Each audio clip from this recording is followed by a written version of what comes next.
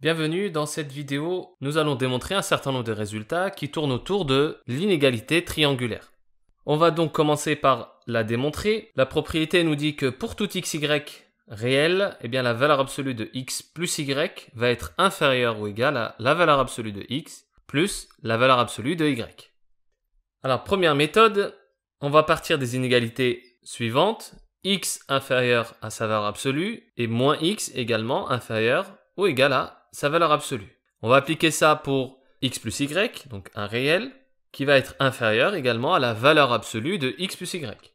Maintenant, par définition de la valeur absolue, si x plus y est positif, sa valeur absolue, ça va être égal à x plus y, donc le même nombre.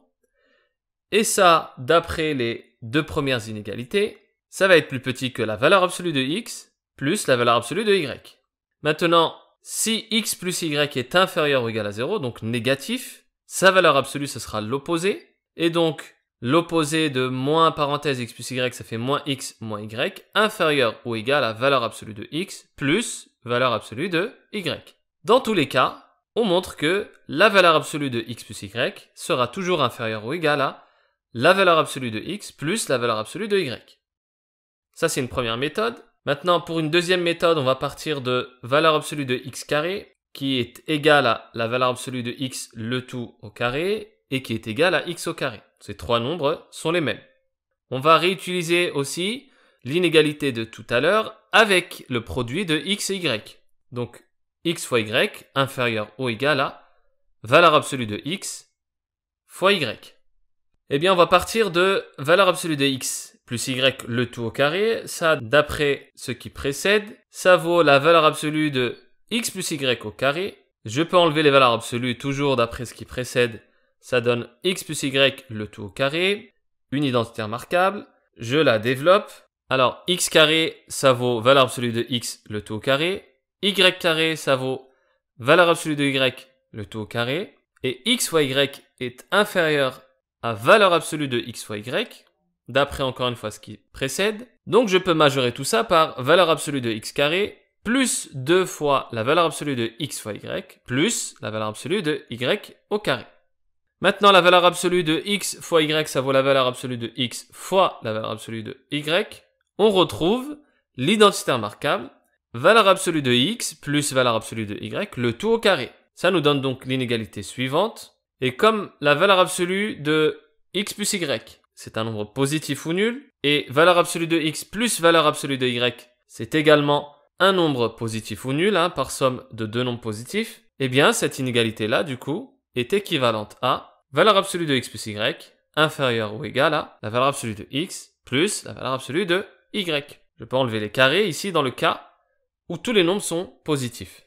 Maintenant, concernant le cas d'égalité, si je prends xy de réel tels que la valeur absolue de x plus y, ça vaut la valeur absolue de x plus la valeur absolue de y, par passage au carré, ça nous donne cette égalité, d'après ce qu'on a vu juste avant. Ensuite, en développant les deux identités remarquables, on obtient cette égalité également, et en simplifiant de part et d'autre, donc les x carrés, les y carrés et le 2, on obtient xy égale à valeur absolue de xy. Donc un nombre qui est égal à sa valeur absolue, par définition, c'est que ce nombre il est positif. Donc si xy est positif, forcément c'est qu'ils ont le même signe. Donc le cas d'égalité correspond exactement au cas où x et y sont soit tous les deux positifs, soit tous les deux négatifs. Propriété suivante, maintenant c'est ce qu'on appelle l'inégalité triangulaire renversée. Alors, toujours on prend x et y des nombres réels, la valeur absolue de x moins la valeur absolue de y, le tout en valeur absolue. Ceci est inférieur à valeur absolue de x moins y. Alors pour démontrer ce résultat, donc la valeur absolue de x, c'est la valeur absolue de x moins y plus y. Et donc je vais appliquer mon inégalité triangulaire qu'on vient de démontrer. Ça donne donc cette quantité inférieure ou égale à x moins y en valeur absolue plus valeur absolue de y. Maintenant, si je passe la valeur absolue de y à gauche, ça me donne valeur absolue de x moins valeur absolue de y inférieure ou égale à valeur absolue de x moins y. On réitère le même raisonnement, cette fois-ci avec la valeur absolue de y moins x, c'est exactement la même chose, Et comme la valeur absolue d'un nombre égale à la valeur absolue de son opposé, eh bien, valeur absolue de y moins x, ça vaut la valeur absolue de x moins y. On obtient donc moins, parenthèse, valeur absolue de x moins valeur absolue de y. Je ferme la parenthèse, inférieur ou égal à valeur absolue de x moins y. Maintenant, si je combine les deux, un nombre et son opposé est toujours inférieur au même nombre, ici, valeur absolue de x moins y. Ça nous donne donc que la valeur absolue de ce nombre, c'est-à-dire valeur absolue de x moins valeur absolue de y, le tout en valeur absolue, inférieur ou égal à x moins y en valeur absolue. Ça démontre l'inégalité triangulaire renversée. Alors le cas d'égalité également, si je prends xy encore une fois tel que, donc valeur absolue de x moins valeur absolue de y, le tout en valeur absolue égale valeur absolue de x moins y. Comme tout à l'heure, par passage au carré, ça nous donne ces égalités. J'applique l'identité remarquable avec le moins cette fois-ci, je simplifie de part et d'autre, et on retrouve exactement le même résultat, c'est-à-dire que x et y sont de même signe. Enfin, on finit par l'inégalité triangulaire cette fois-ci généralisée, donc non plus avec deux termes, mais avec n termes. On va prendre x1, x2, etc. jusqu'à xn, des nombres réels. Donc la somme pour i allant de 1 à n des xi, le tout en valeur absolue, c'est inférieur ou égal à la somme pour i allant de 1 à n des valeurs absolues des xi. Qu'on peut réécrire de cette manière. Eh bien, la démonstration va se faire par récurrence. Pour l'initialisation, on peut prendre n égale 1, on peut prendre n égale 2. Dans tous les cas, ça fonctionne. On va prendre n égale 2 pour être cohérent avec l'inégalité triangulaire qu'on vient de démontrer. Eh bien, valeur absolue de x1 plus x2, c'est plus petit ou égal à la valeur absolue de x1 plus la valeur absolue de x2. Maintenant, pour l'hérédité, on suppose que cette inégalité est vraie au rang n. Montrons qu'elle est vraie au rang n plus 1. Eh bien, on va tout simplement séparer la somme en deux termes. Le terme qui va de 1 à n et le terme de rang n plus 1.